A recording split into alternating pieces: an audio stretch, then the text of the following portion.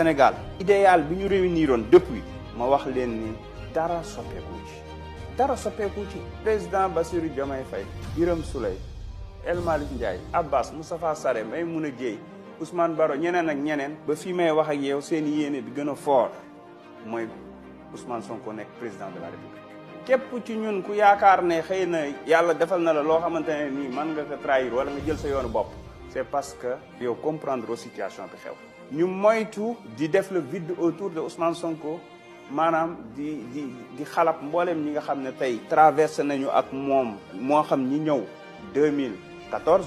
ñi ñëw 2016 ñi ñëw 2020 ñi ñëw 2024 projet bi ku ci nekk da nga ci nekk actionnaire majoritaire ñëpp nag. kon ci côté boobu jàpp naa ni ak lu mën di xew mën nañu critiquer mën nañu exiger plus de